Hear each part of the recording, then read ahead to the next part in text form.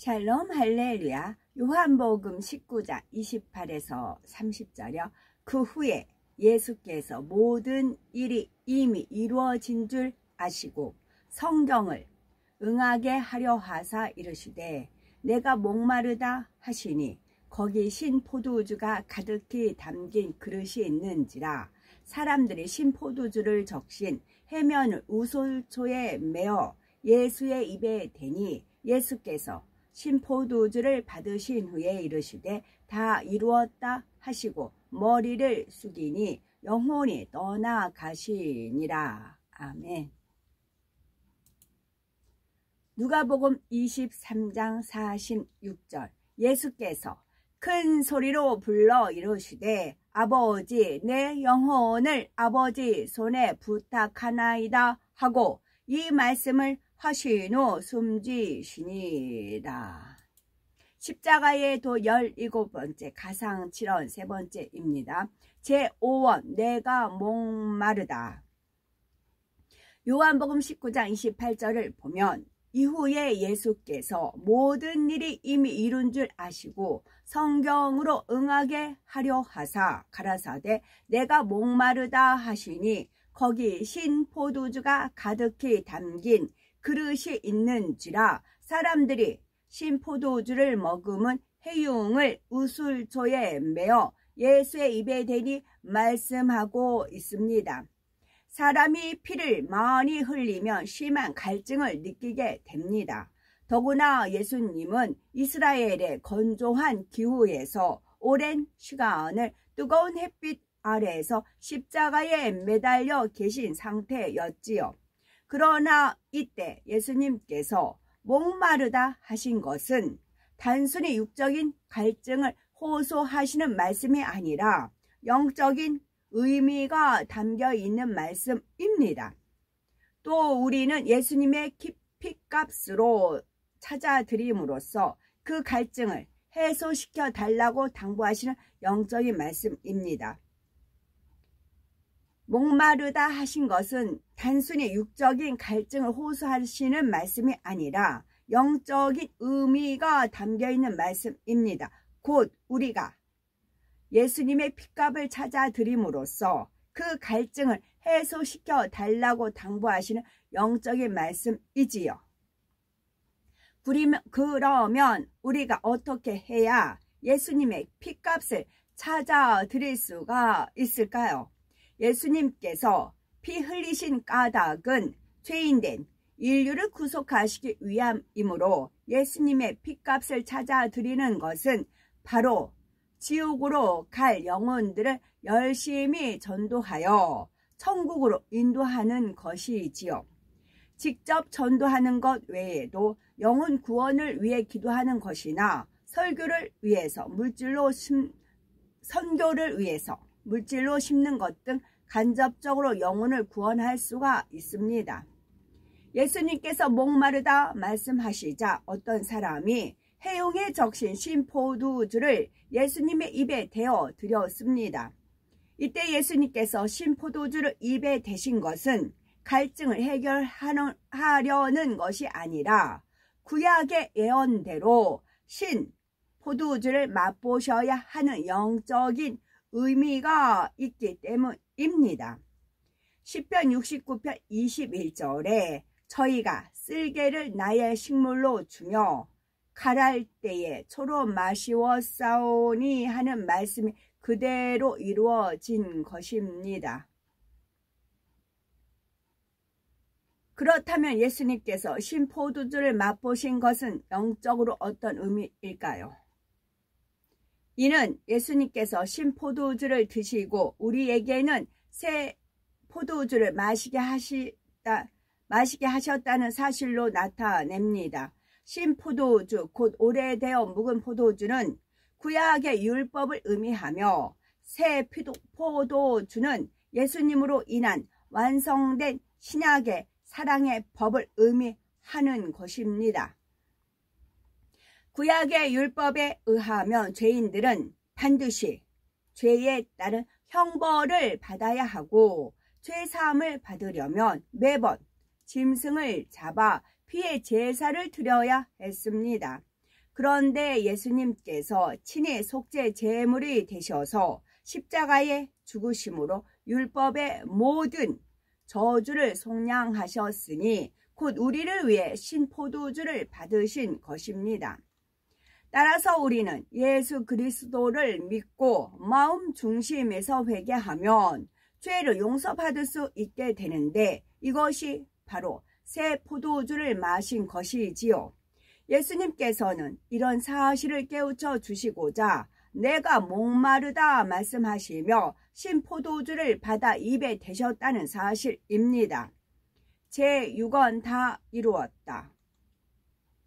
요한복음 19장 30절을 보면 예수께서 신포도주를 받으신 후 가라사대 다 이루었다 하시고 머리를 숙이시고 영혼이 돌아가시니라 했는데 여기서 다 이루었다 하신 말씀의 의미는 인류 구속의 섭리를 다 이루셨으며 곧 사랑으로 율법을 이루셨다는 뜻입니다. 사랑으로 율법을 완성하셨다는 것은 무슨 말일까요?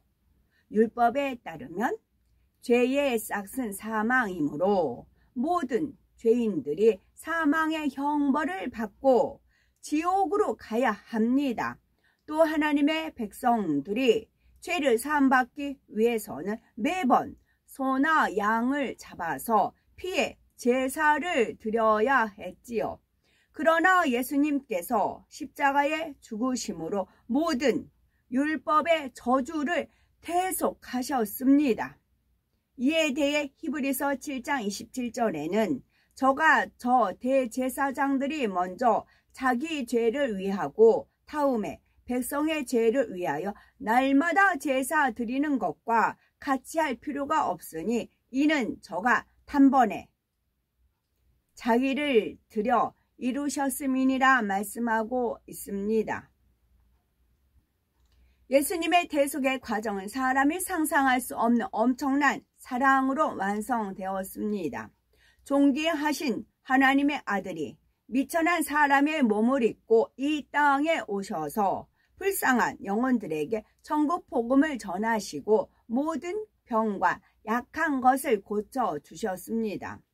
얼마든지 악한 사람들을 멸하실 권세가 있으시지만 아무 힘이 없는 약한 사람처럼 죄인들의 손에 잡혀 채찍에 맞고 십자 가시관을 쓰시며 손발에 못 박히는 모든 고통을 당해 주신 것입니다. 이처럼 엄청난 사랑과 희생으로 인해 인류를 주관하던 원수 마귀 사단의 사망 권세가 깨어지고 믿음으로 영원한 생명을 얻어 천국에 들어갈 수 있게 되었으니 이제 우리는 어떻게 해야 하겠습니까? 예수님께서 아버지의 섭리를 다 이루시고 만왕의 왕, 만주의 주가 되셨으니 우리도 우리를 향하신 하나님의 뜻을 다 이루어야 합니다. 우리를 향한 하나님의 뜻은 바로 온전한 성결이며 온전한 충성입니다. 우리를 향한 하나님의 뜻은 바로 온전한 성결이며 온전한 충성입니다. 성령의 9가지 열매, 영적인 사랑, 팔복을 이루고 땅끝까지 이르러 내 증인이 되라 말씀하신 대로 열심히 영혼 구원에 힘써야 하지요. 그리하여 하나님의 뜻을 다 이루면 주님께서 하나님 보좌 우편에 앉으신 것처럼 우리도 천국에서 새 예루살렘의 하나님 보호자 가까이에 거하며 친히 하나님을 배울 수가 있게 됩니다. 부지런히 신부 단장을 마치며 주신 사명을 잘 감당하여 곧 다시 오실 주님을 맞을 때 내가 다 이루었나이다. 내가 다 이루었나이다. 고백할 수 있는 우리가 되셔야 되겠습니다. 제7원 아버지여 내 영혼을 아버지 손에 부탁하나이다. 누가복음 23장 46절을 보면 예수께서 큰 소리로 불러 가라사대 아버지여 내 영혼을 아버지 손에 부탁하나이다 하고 이 말씀을 하신 후 운명하시다 했는데 예수님께서 큰 소리로 아버지를 부르며 말씀하시는 이유는 무엇일까요? 이는 예수님께서 마지막으로 남기시는 말씀들이 사람들에게 들릴 수 있어야 하기 때문에, 또한 기도할 때는 큰 소리로 부르짖어 기도하는 것이 하나님의 뜻이기 때문입니다. 에레미야 33장 3절에 너는 내게 부르짖으라. 내가 네게 응답하겠고 네가 알지 못하는 크고 비밀한 일을 네게 보이리라 하신 말씀을 비롯하여 구약이나 신약을 보면 누누이 기도할 때는 중심으로 부르짖어 기도해야 할 것을 알려주셨습니다. 그래서 예수님의 제자들도 항상 큰 소리로 기도했고, 예수님께서 겟세마네 동산에서 기도할 때도 땀이 땅에 떨어지는 핏방울 같이 되도록 간절히 기도하신 것입니다. 의학자들은 사람이 심히 애를 쓸 때 못의 혈관이 터져서 땀과 함께 피가 나오므로 땀이 핏방울처럼 되는 현상이 가능하다고 말합니다. 더구나 이스라엘의 밤처럼 추운 시간에도 땀이 흐르도록 부르짖으시며 더구나 심히 힘쓰고 애써서 기도하셨기에 핏방울 같은 땀을 흘리셨던 것입니다. 예수님께서는 큰 소리로 아버지여 내 영혼을 아버지 손에 부탁하나이다 하시며 아버지 앞에 영혼을 부탁하셨습니다. 십자가에 달려 죽으심으로 육의 생명은 끊어진다 해도 영혼까지 사라지는 것이 아니기에 영혼은 아버지 하나님께서 받으시는 것이지요. 사람은 영과 혼과 육으로 이루어져 있습니다. 육은 영혼을 담은 껍질에 불과하며 흙으로 돌아가지만 영은 영원 불멸한 것으로 소멸되지 않습니다. 하나님께서 흙으로 아담의 몸을 지으신 후에 생기를 불어넣으시니 생명의 씨, 곧 아담의 영이 생겨났습니다. 하나님께서는 아담의 영 안에 영의 지식들, 곧 진리로 채워주셨고 이렇게 생명의 씨를 진리의 지식들이 감싸고 있는 영 자체가 아담의 마음이었지요. 혼은 두뇌의 기억장치와 그 안에 담긴 기억 내용들 그리고 기억한 것을 떠올려 생각하고 활용하는 모든 작용을 통틀어 말합니다. 원래 맨 처음 아담은 영의 주인이 되어 혼과 육을 움직여 나갔습니다. 영이 진리로 채워져 있으니 영이 주관하는 혼과 육도 진리에 속해 있었지요. 그런데 아담이 선악과를 따먹고 범죄함으로 영이 죽고 말았습니다. 영이 죽었다는 것은 하나님과의 교통이 끊어짐으로 영이 활동할 수 없게 되었다는 것을 의미하지요. 사람의 주인인 영이 죽어 활동이 정지되자 사람의 혼이 주인 역할을 하게 되어 육을 주관해 나갔는데 혼은 원수마귀 사단의 역사를 받아 비진리의 지식들을 받아들이게 되었지요. 이렇게 마음에 비진리가 채워지는 만큼 원래 하나님께서 심어주셨던 진리는 빠져나가게 된 것입니다. 사랑, 온유함, 상대의 유익을 구하는 마음이 빠져나가고 미움, 혈기, 자기 유익을 구하는 비진리의 마음이 채워졌지요. 이러한 비진리의 지식이 생명의 씨를 둘러싸고 활동하지 못하도록 막고 있는 상태를 바로 영이 죽었다고 말하는 것입니다.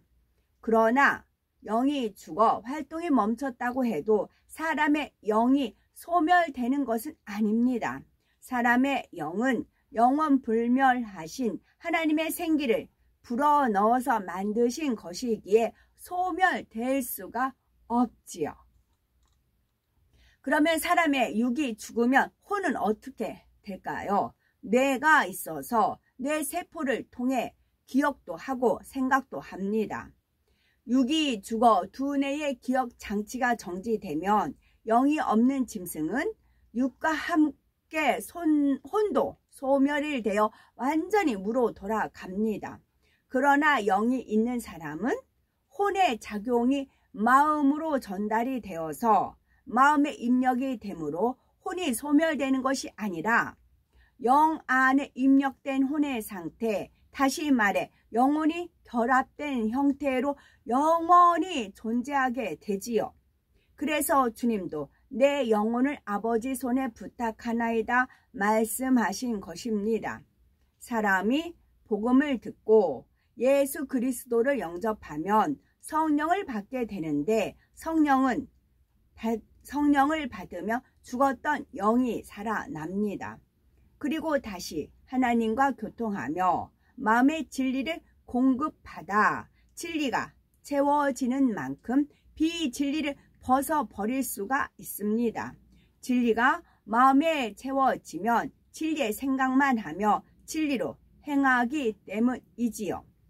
이렇게 영이 살아나고 온전히 진리로 마음이 채워지면 그런 사람을 영혼이 잘 되었다고 하는데, 영혼이 잘 되는 만큼 곧 마음이 진리로 채워진 만큼 범사에 잘 되고 강건한 축복을 누리게 됩니다. 요한복음 3장 5절에 예수께서 대답하시되 진실로 진실로 네게 이르노니 사람이 물과 성령으로 나지 아니하면 하나님 나라에 들어갈 수 없느니라 말씀하신 대로, 이건 주님이 친히 말씀하신 거예요. 또 강조하기 위해서 앞에 진실로 진실로 2번 반복하셨어요. 물과 성령으로 나지 아니하면 하나님 나라에 들어갈 수 없느니라 말씀하신 대로 물과 성령으로 거듭난 사람들, 곧 영이 살아난 사람들은 수명이 다하면 영과 혼이 결합된 상태의 영혼으로 천국으로 갑니다. 그러나 영이 살아나지 않아서 진리로 마음을 일구지 못한 사람은 천국에 갈 수가 없습니다. 우리가 영혼이 천국에 갑니다. 그래서 그 혼이 이제 느끼는 것이고요. 역시 마찬가지로 지옥에 간 사람도 그 영혼이 지옥에 갑니다. 그래서 혼이 느끼는 겁니다. 그래서 뜨거움을 느끼는 것이고 고통을 느끼는 것이고 그런 거예요. 혼이 있기 때문에. 바로 이러한 영혼들을 수용하기 위해 예비된 곳이 지옥으로서 죄 가운데 살다가 수명을 다한 영혼들은 원수 마귀와 함께 영원한 지옥불 속에 갇히게 된다는 사실입니다.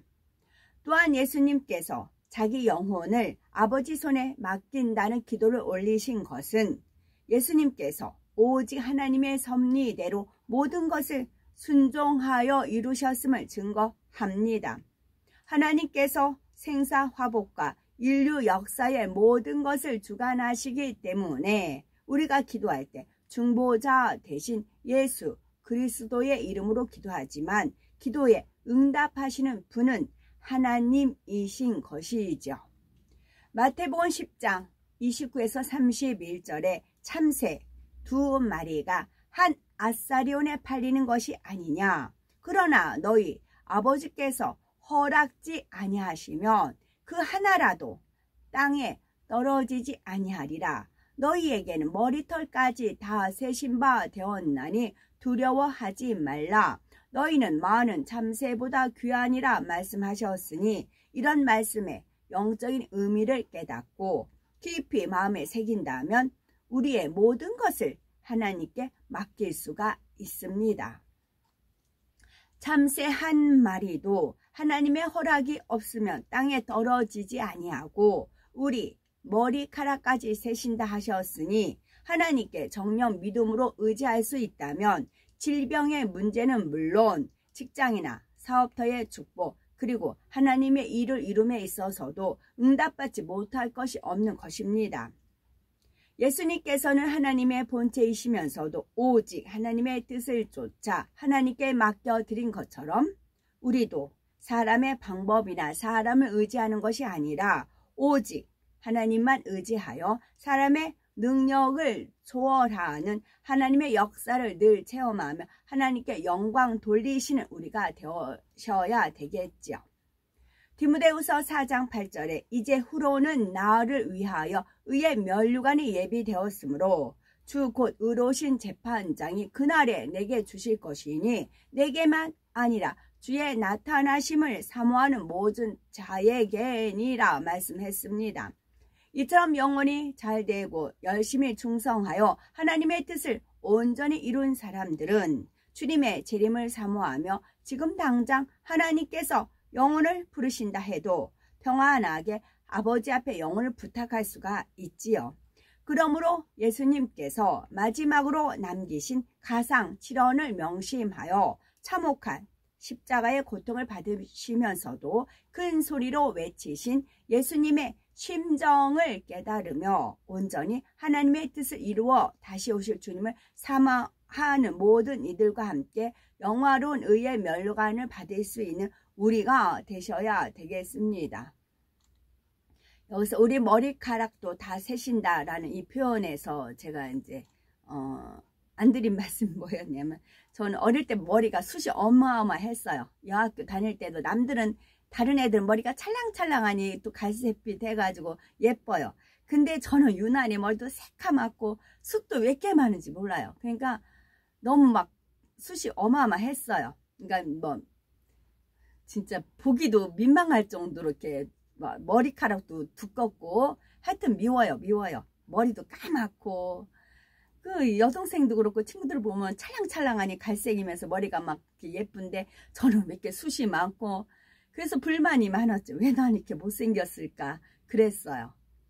그랬더니 지금 한갑이 된 지금 이 시간에는 머리 숱이 어느 정도 그래도 있는 것을 이때를 위해서 하나님은 그렇게 하셨더라고요. 모든 영광 아버지께 올려드립니다. 아멘.